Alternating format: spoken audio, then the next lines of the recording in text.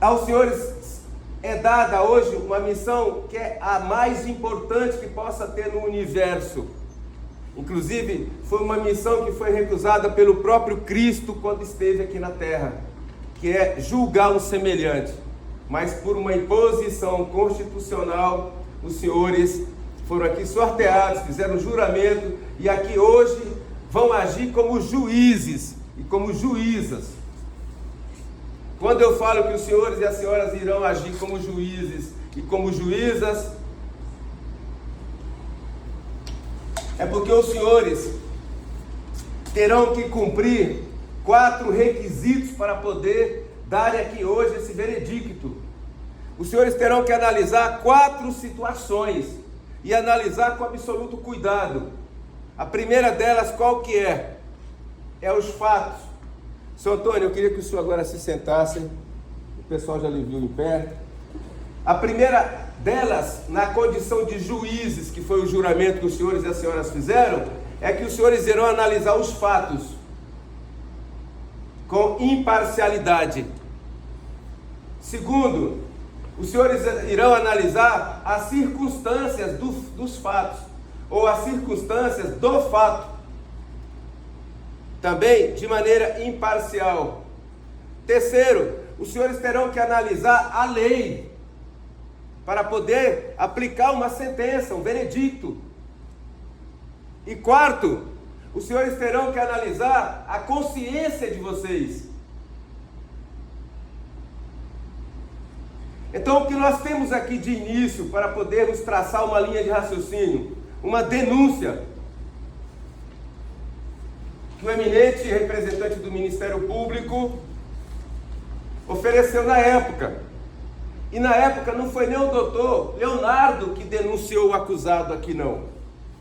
Quem denunciou o acusado na época foi a doutora Rosângela Hatman, promotora. Então a doutora Rosângela denunciou o seu Antônio por qual razão? Por tentativa de homicídio. Agora nós então temos que ir lá na lei. Vejam o que eu falei, que os senhores terão que analisar 4 situações, que são os fatos, as circunstâncias, a lei e a consciência de cada um de vocês. Então vamos começar pela lei. O promotor quer então que o seu Antônio seja então condenado por tentativa de homicídio. Tentativa de homicídio simples. Primeiro então vamos entender então o que é homicídio. Para nós sabermos então o que é a tentativa. A tentativa. O homicídio é o crime consumado. A própria lei já diz o que é o crime consumado. Então no artigo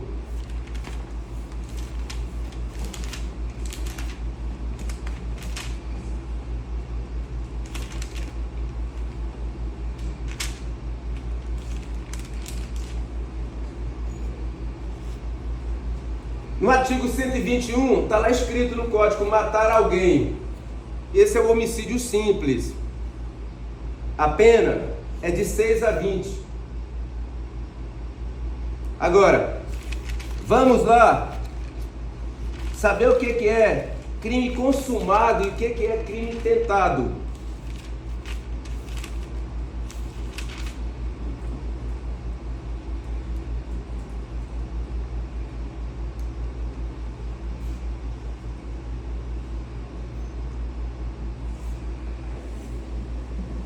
Crime consumado. Então, artigo 14, diz-se o crime, sobre o crime. Nós estamos aqui então conceituando primeiro o que é o homicídio, para nós sabermos o que é a tentativa. Diz-se do crime. Artigo 14, crime consumado. Consumado, quando nele se reúnem todos os elementos de sua definição legal. No caso, alguém matou alguém. Então, consumou o crime de homicídio. Agora, quando a pessoa então lesiona e não mata, via de regra, a pessoa tem que ser condenada então por tentativa de homicídio ou não? Ou por um outro crime, por exemplo, lesão corporal de natureza grave. Bom, vamos então analisar o código. Artigo 14, inciso 2, tentativa.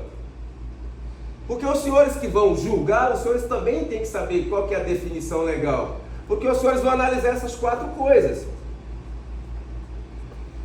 Então a tentativa, tentado quando iniciada a execução não se consuma por circunstâncias alheias à vontade do agente.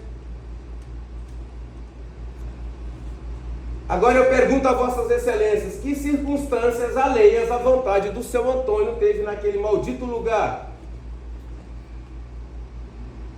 O que impediu o seu Antônio de dar continuidade na ação delituosa e tirar a vida da Dona Maria? Nada o impediu. Então por que o crime não foi consumado? Porque ele não tinha a intenção de matar a Dona Maria. Aí agora nós vamos para qual questão então agora? Para a questão das circunstâncias. Porque vejam bem os senhores, nem todo crime é julgado por um conselho de sentença, formado por 7 pessoas. Somente os crimes contra a vida.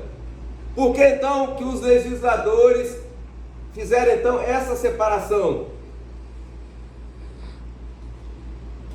É porque nos demais crimes, crimes de roubo, crime de furto, para a doutora juíza condenar alguém, basta apenas ter 2 coisas: a autoria e a materialidade.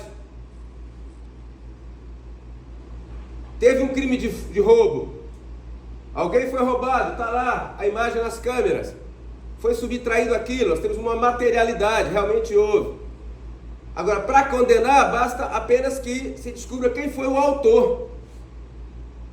Agora, nos crimes de tentativa de homicídio e de homicídio, não são só esses 2 quesitos que devem ser analisados, não. Porque se fossem só esses 2 quesitos, a própria doutora era que iria analisar. Mas os legisladores acharam por bem remeter a própria sociedade para analisar. Por que isso? Porque envolve uma coisa, que é aquilo que eu falei aos senhores: circunstâncias. Aqui os senhores terão que analisar as circunstâncias.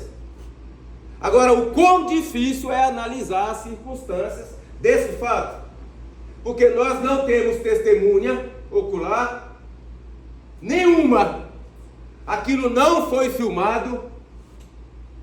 Nós temos o depoimento de 2 pessoas que declaradamente falam que estavam embriagados.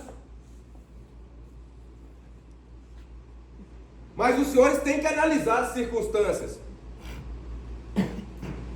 Agora eu pergunto aos senhores, que oportunidade os senhores tiveram de trabalhar neste processo?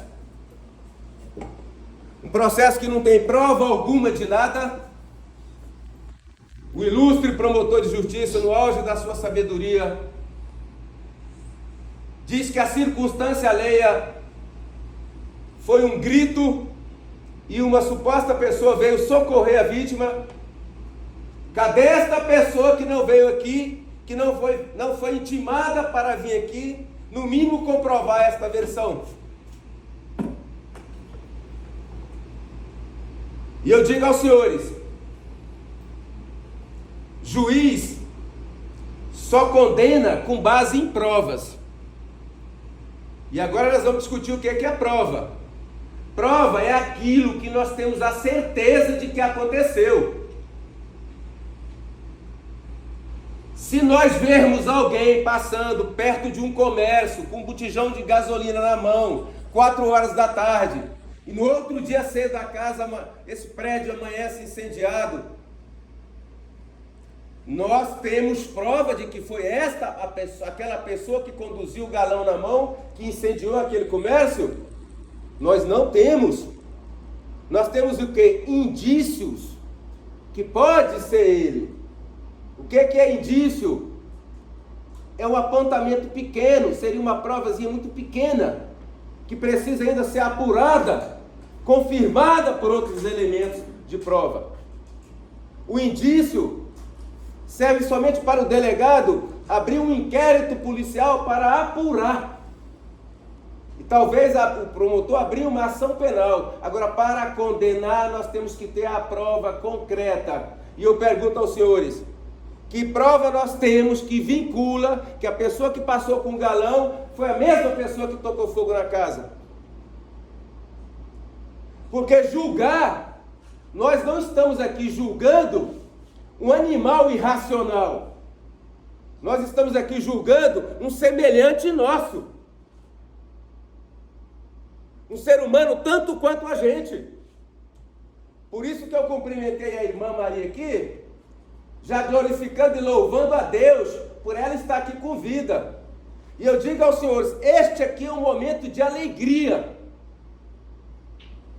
Porque Deus não permitiu que este homem, por aquela ação que ele agiu ali, todos sabem, no ditado popular, qual foi aquela ação dele ali? No ditado popular as pessoas falam assim, eu ceguei naquele momento, doutor. Esta é a violenta emoção. Agora, retiremos a violenta emoção daquela cena. Teria ocorrido aquele incidente? Se a dona Maria não fosse lá na casa, já embriagada, procurando confusão com o seu Antônio, agredindo o seu Antônio. O histórico da dona Maria é de agressão. Aquela testemunha que veio aqui depois, que recebeu ela por 4 vezes na casa dela, 2 vezes ela estava embriagada, uma estava de ressaca e uma estava boa. Nós não podemos retirar a credibilidade e a honestidade de um depoimento de uma senhora daquela, que diz que trabalhou com o acusado mais de 10 anos na Fazenda Fartura, e lá não presenciou nenhum ato de errado da parte dele. Então o que é que nós temos que analisar? Circunstâncias. Agora, vamos buscar aqui o que é lesão corporal. Porque o que caracteriza o crime de homicídio, eu vou concluir, é o dolo. É a vontade de matar. Crime de homicídio tem que haver dolo, vontade de matar. A pessoa se prepara o ódio, a raiva, os mecanismos. E aí vai esperar o quê? Oportunidade local e age. E ele já tem a vontade, tem que haver essas 3 coisas. Vontade, oportunidade e local para ter um crime de homicídio. Sem ter vontade você não vai matar ninguém. Você pode até causar uma lesão por um ato de violenta emoção, de embriaguez. Agora, quando você quer matar, não, é outra situação. Você inicia os meios executórios e termina com os meios executórios. Agora, por que os legisladores, então, colocaram a questão da desistência voluntária? Exatamente para poupar vidas. A lei é para poupar vidas. Porque se a pessoa, por um ato de violenta emoção, ou mesmo ela tendo a intenção de matar outrem, e ela inicia os meios executórios e desiste, ela não pode responder pelo evento morte. A desistência voluntária é exatamente para poupar a vida e para poder o agente, naquele momento ali de uma pequena reflexão, ele possa desistir daquilo. E se ele desiste daquilo, ele não pode responder pelo homicídio. Retiremos, coloquemos então na mente do seu Antônio a vontade de matar a vítima. Será que ela estaria aqui hoje, viva? Não estaria. Agora, por que é que ela está aqui viva hoje? É porque ele não tinha vontade de matar a vítima. Mas ele desferiu alguns golpes na vítima. Mas nenhum golpe foi de perfuração para matar, atingir algum órgão vital da vítima. foram cortes,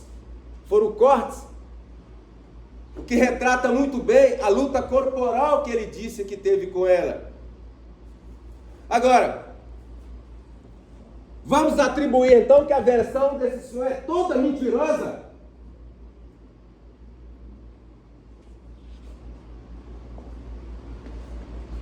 Ora, mas por que toda mentirosa? É essa que é a dificuldade do tribunal do júri. É por isso que os legisladores colocaram 7 pessoas para julgar. Por que isso? Porque qualquer um pode bater no peito e falar: olha, eu nunca vou cometer, ou jamais cometerei um crime de tráfico de droga, tráfico de crianças, de roubo, de sequestro, de estupro. Agora ninguém, nem homem nem mulher, ninguém pode bater no peito e dizer que jamais cometerá um crime de homicídio. Porque a legítima defesa ela é inerente ao ser humano. Até o próprio rei Davi cometeu homicídio em legítima defesa do seu povo. Quando Golias ameaçava atacar o povo dele. Então o que é que acontece aqui? Hoje os senhores terão que dar um veredicto. Agora, os senhores terão que analisar aqui não é só a materialidade e a autoria não. Os senhores terão que analisar aqui principalmente a questão das circunstâncias. Tinha o seu Antônio a intenção de matar a vítima? Não tinha. Se ele não tinha a intenção de matar a vítima, jamais ele pode responder pelo crime de tentativa de homicídio. Houve circunstâncias alheias à vontade do seu Antônio que impediu ele de ceifar a vida da dona Maria? Não houve. O que houve lá foi uma circunstância de embriaguez, de desrespeito da parte da dona Maria, que não respeitou ele, que era um senhor de idade, bem mais novo do que ela, um namorado que sustentava a casa, trabalhava numa fazenda, vinha de 30 em 30 dias, trazer o salário para ela, pode-se dizer assim. Ele mesmo falou para a doutora juíza aqui, que ela cobrava dele os encontros amorosos, ela dizia que tinha que pagar para ela. A testemunha veio e diz, era uma embriagada, 3 horas da madrugada, bebeu, festejou o dia todo. 3 da madrugada, não quer ir se recolher, provocou ciúme no namorado, o cara não entendeu a situação, e a casa dela é cheia de pessoas ali, consumindo, se embriagando. O homem adentra a casa dele, se deita, esconde a chave, ela não, quero voltar para a festa. Mas você não vai voltar, porque você já está embriagada.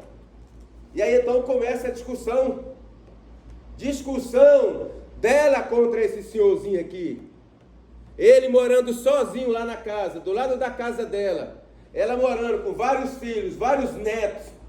E a parentela dela toda ali, ele sozinho, amíngua. Jamais ela agiu com ele de forma amorosa, com respeito. Porque se ela assim tivesse agido, não teria acontecido o que aconteceu.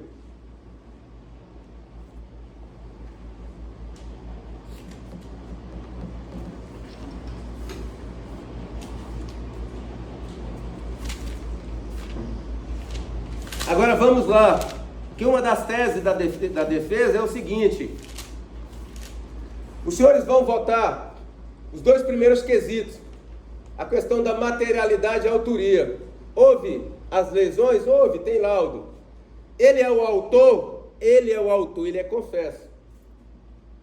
Aí os senhores vão responder no 3º quesito: mas assim agindo, ele quis matá-la? Os senhores vão responder que não. Ele não quis matá-la. Agora, se os senhores responderem que ele não quis matá-la, ele também não sai absolvido. Simplesmente, o crime que hoje está na competência do Conselho de Sentença julgar, porque a denúncia é por tentativa de homicídio, ele vai passar para a doutora Rejane, que é a juíza titular diplomada, togada, concursada para julgar. Porque aí, se os senhores reconhecer que ele não quis matá-la, então o crime não é de tentativa de homicídio. O crime é de quê? Já que nós temos que achar o enquadramento legal. O crime é de lesão corporal. Agora vamos ler aqui o que é lesão corporal.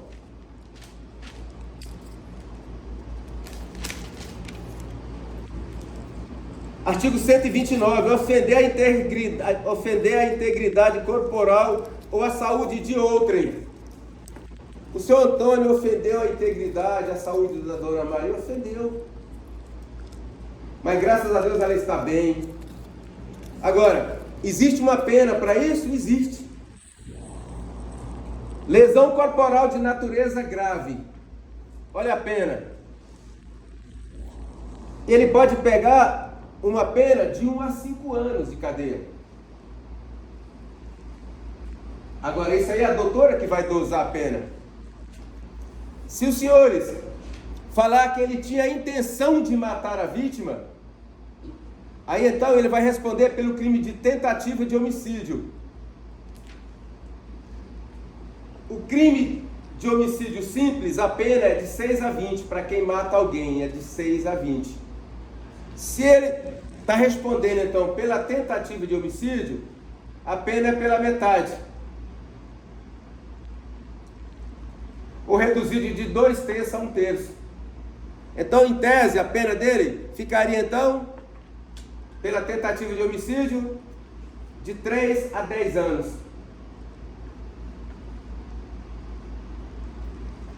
Agora, vejam bem os senhores. Nós falamos dos fatos, das circunstâncias, da lei, e agora vamos falar da consciência. E a consciência jurídica de agir como juízes, que é o juramento que os senhores fizeram aqui hoje. A primeira questão é a seguinte: os senhores não podem dar um veredicto aqui, uma decisão, por simpatia ao Ministério Público ou por simpatia à defesa. A ninguém. Os senhores não poderão aqui hoje dar uma decisão pedagógica. É por isso que, ao fazer o juramento aqui, os senhores terão que abrir mão de todo e qualquer tipo de preconceito com relação à justiça e analisar esses 4 fatores. Por que isso? Porque o banco dos réus, ele de fato não tem nome. Hoje é o seu Antônio que está sentado aqui, mas amanhã poderá ser qualquer um de nós, qualquer um da sociedade. Se os senhores darem uma decisão aqui hoje pedagógica, os senhores estão errando, porque os senhores aqui não fizeram juramento para serem professores. Os senhores fizeram juramento para serem juízes. E juízes, ele tem os seus princípios. E eu pergunto aos senhores: e se o processo não chegar nas mãos, e se o processo chegou aqui hoje e não está bem instruído, é culpa de vocês? Não. Porque ele passou lá pela delegacia de polícia, caberia ao delegado ter feito toda a instrução, passou pelas audiências do fórum e chegou aqui para os senhores julgar. Este processo, ele é falho de provas. Porque o que nós temos aqui mesmo é só o depoimento do seu Antônio e o depoimento da vítima. Os dois confessam que estavam embriagados a ponto de não saber nem o que fizeram, nem como fizeram, nem a ordem cronológica do acontecimento. E aí então nós vamos enquadrar qual o princípio jurídico para os senhores então na condição de juízes. É um princípio em latim, chama-se indúbio pro réu. Se juíza tiver dúvida se o réu é culpado ou não, deve fazer o quê? Absolver. Porque não se pode condenar ninguém com dúvida. Porque se houver isso, ao invés dos senhores estarem trazendo segurança à sociedade, os senhores estarão trazendo insegurança jurídica à sociedade. Amanhã ou depois, qualquer um dos senhores, ou qualquer um de nós, ou qualquer um da sociedade, poderá também ser condenado injustamente por um crime que não cometeu, ser remetido a um presídio injustamente. Então, se juízes têm dúvida dos fatos, não condena, absolve. Isso que é julgar. Aqui os senhores não poderão agir por fetiche. Há pessoas que têm o fetiche da pena máxima. Porque agrediu uma mulher. Eu sou feminista. Pena máxima. Não é assim que se procede. No cenário hoje, mundial, homens e mulheres estão quase no mesmo patamar de força, de inteligência. Estão no mesmo patamar. O exército americano hoje, a maioria hoje do exército americano são mulheres, que pilotam aqueles F-15. Há pessoas que têm fetiche, porque olha, esse senhor agrediu uma mulher porque ela não quis, trancou a porta. Não. Esse